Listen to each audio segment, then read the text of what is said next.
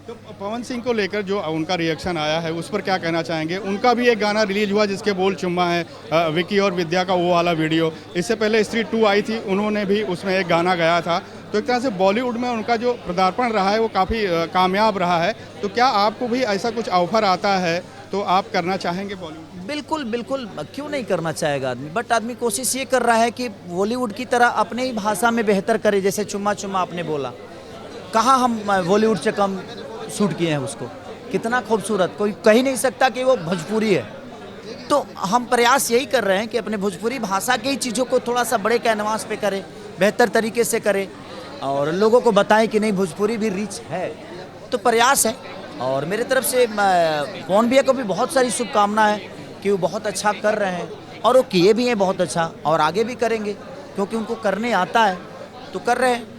हमें भी जो करने आता है हम कर रहे हैं, तो सब लोग अपने जीवन में खुश हैं।